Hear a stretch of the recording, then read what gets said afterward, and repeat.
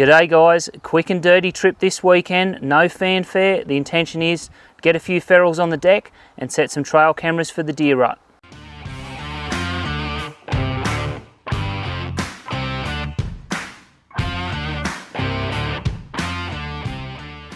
Rifle of choice this trip is my custom Tikka T3 chambered in 6mm BR. Fitted to that is a Thermion 2 XP50 Pulsar thermal rifle scope. Let's just see how we go on this trip, guys. There's a huge amount of grass around. Even with good thermal gear, it's really hard to see those animals, but I'm always ready to have a crack. The camera never does this justice, but one of the problems up here since a couple of big rainstorms we've had is that's the track. It's all blown out, so I'm going to have to try and sneak over there and get over that log and cut up that face there. It's a bit dodgy.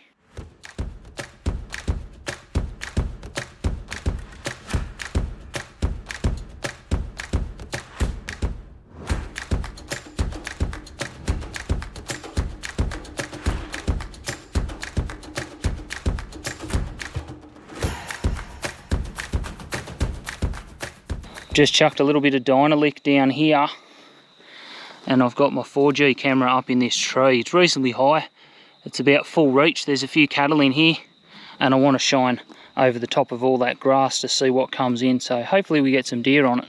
Got the Dynalic in the ground, a little bit of molasses around it, trail camera on the tree, nice little feeder gully. There's a little bit of a game pad up there, and I've certainly seen deer in this area before.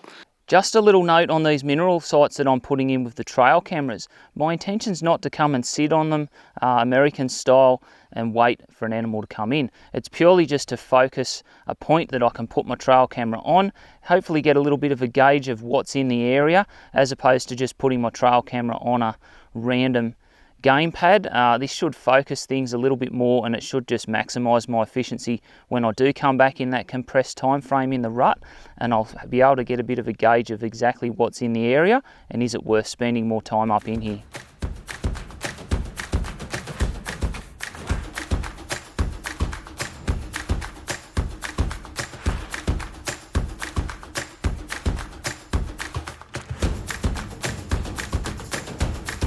I can't say looking at those big dark clouds excites me.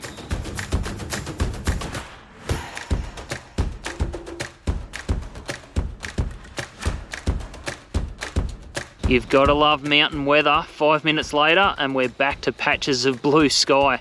It's one of the advantages of an umbrella. Daggy as heck, but it works.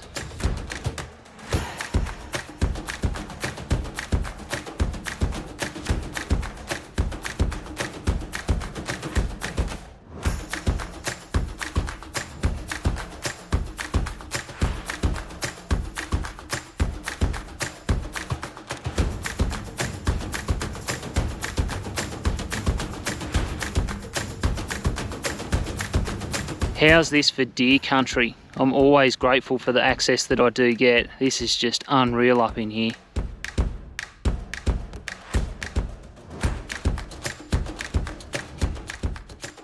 Nothing on the deck this afternoon, but not really surprised with the amount of grass around. Got the thermal gear on the quad bike. It's just about dark. Let's see how we go now. New setup tonight on the remote handle on the quad. So I've got a InfiRay Finder FH35R, so new one with the LRF in it. Cast down onto my remote screen, so a couple of roos out there.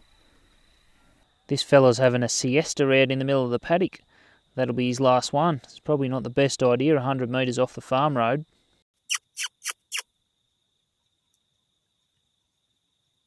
Hey Fox! Yeah, you!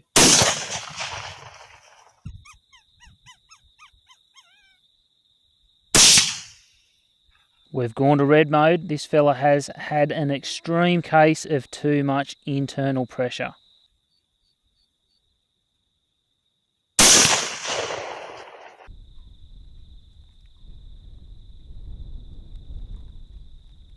Look at this deer that's walked in. 11 metres. Hey stupid, I would suggest being elsewhere. You're not going to live real long like that in the rut, mate.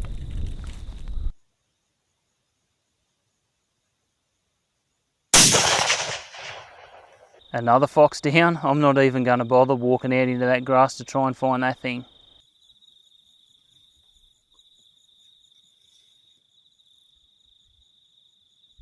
Oi!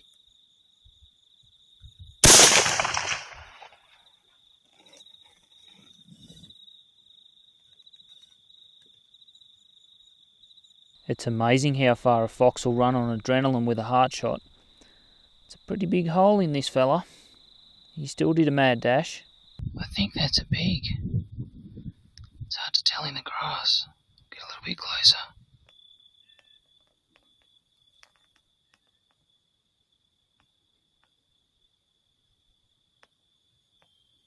What do you shoot? The fox or the pig?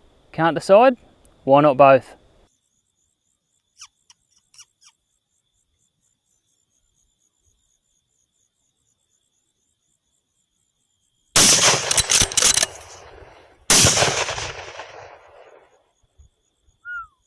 That'll do it.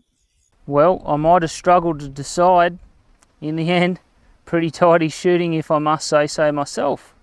Quick little mag refill, and let's smash that. That's not a bad looking pig. Let's get a little bit closer.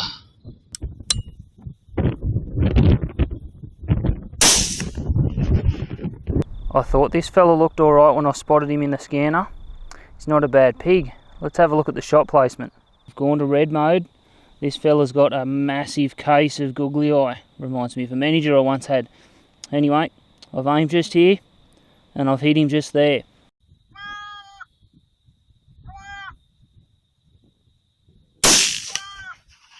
The old size 11 boot for scale. That's a fair lump of a dog fox. They'll certainly be happy to see that not in their sheep paddock anymore.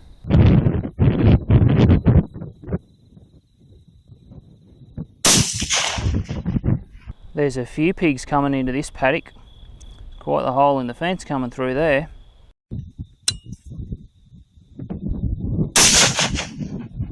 For a minute there I thought this was the deafest pig in the world, but it was occupied eating this sheep.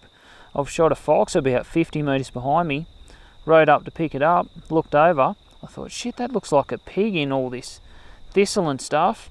As you'll see in the footage, terrible angle on it. I had a fence and a gate and it's hard up against this fence edge. Anyway, that's why he wasn't moving. He's chewing on this sheep carcass.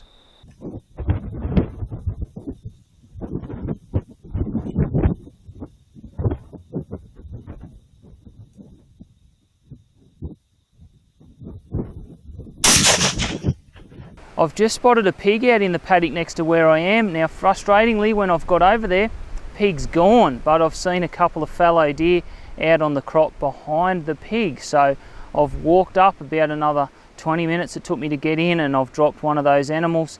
I don't normally shoot fallow deer at night with the thermal, but I have been asked to while I'm out here, especially when they're on the crops. You can probably hear in the background, it's really windy, it's trying to rain, but let's not let that stop us.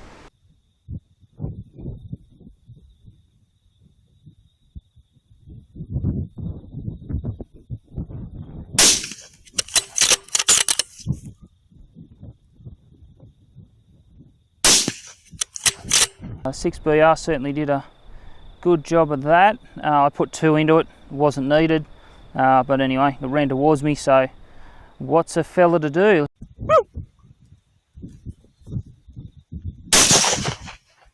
Quite a good sized dog fox this.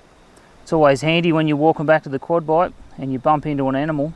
Not a bad little trip. I certainly had some challenging conditions last night with that rain blowing in off the mountains, but job done. I've got 3 trail cameras in and I'm very excited to get back to this property in the deer rut. If you did like the video, give it a thumbs up. Make sure you have a look at my Patreon, and I'll see everyone next time.